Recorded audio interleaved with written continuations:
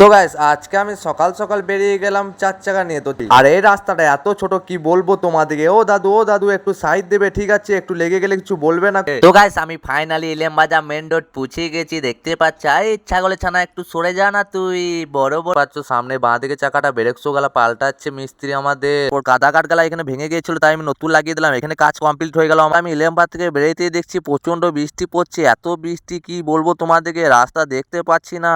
তো guys good morning, welcome back to my daily blog. তো guys তোমরা তো বুঝতে পেরেছো টাইটেল আর থাম্বনেল দেখে কি হতে চলেছে।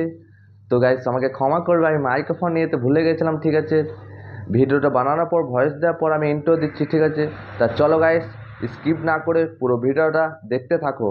তো গাইস আজকে আমি সকাল সকাল বেরিয়ে গেলাম চার চাকা নিয়ে। তো চার চাকাটা কোথায় নিয়ে যাচ্ছি চলো তোমাদেরকে সব প্রথম থেকে শুরু করা যায়। আমি বেশি দেরি না করে রওনা দিয়ে দিলাম ইলাম বাজার উপলক্ষে। তা দেখতে পাচ্ছ গাইস ইলাম বাজার আমি যাচ্ছি এখন গ্যারেজে কাজ করাতে গাড়িটা। তো গাইস আমি যাচ্ছি কিন্তু ইলাম বাজার দুরাজপুর রোড, ঠিক আছে? তো তার জন্য আমি বাইপাস রোড ধরে নিচ্ছি। দেখতে পাচ্ছ আমি টার্নিং ঘুরে নিলাম, মানে এটা গ্রামে ভেতর দিকে যেতে হবে। আর এই রাস্তাটা কে কে জানো একটু কমেন্টে জানাবে অবশ্যই, ঠিক আছে? আমি কিন্তু ইলাম বাজার গেলে পরে মানে বাইপাসে দুরাজপুর রোড গেলে এটাই বাইপাসে আমি যাই, ঠিক আছে? আর একটা তোমাদের কথা বলে আমি কিন্তু মাইক্রোফোনটা নিয়ে যেতে ভুলে গেছিলাম, ঠিক আছে? তার জন্য আমি ভয়েস দিতে পারিনি।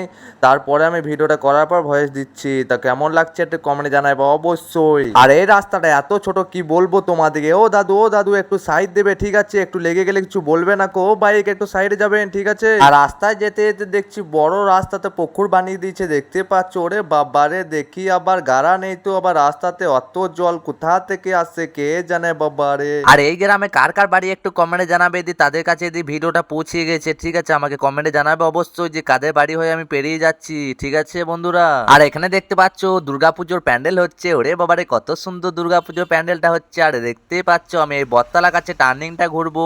আমার কিন্তু এখানে প্রচন্ড কষ্ট হচ্ছে টার্নিং ঘুরতে, ভিডিও করতে করতে এত কষ্ট হচ্ছে কি বলবো তোমাদেরকে।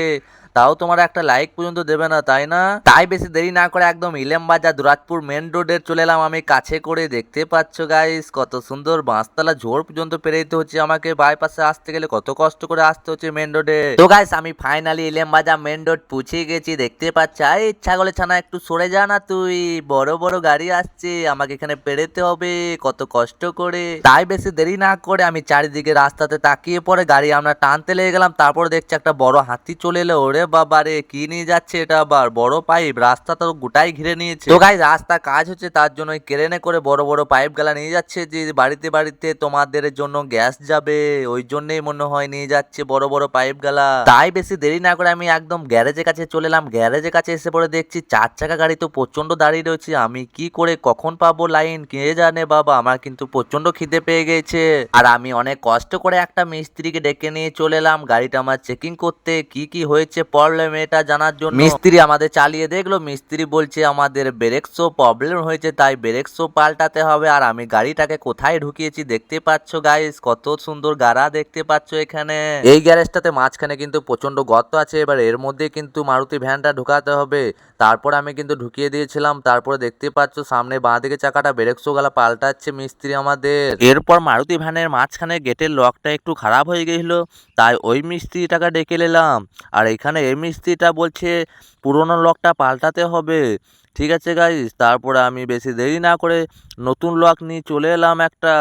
তারপরে মিস্ত্রিটা নতুন লক লাগিয়ে দিবার জন্য প্রস্তুত হয়ে গেল। দেখতে পাচ্ছ গাইস এখানে কি সুন্দর লাগাচ্ছে। আর এই গ্যারেজে তোমরা সব রকম মিস্ত্রি পেয়ে যাবে। বডি মিস্ত্রি এক নম্বর পেয়ে যাবে, ইঞ্জিন মিস্ত্রি পেয়ে যাবে, কারেন্টের মিস্ত্রি পেয়ে যাবে সদ্য। তারপরে দেখতে পাচ্ছ আমাদের ব্যাক লাইটটা খারাপ হয়ে গিয়েছিল, মানে একটা গাড়িতে অ্যাক্সিডেন্ট করে দিয়েছিল। তারপর আমি একটা নতুন লাইট নিয়ে চলে এলাম, এখানে মিস্ত্রিটা লাগাতে লেগে গেল।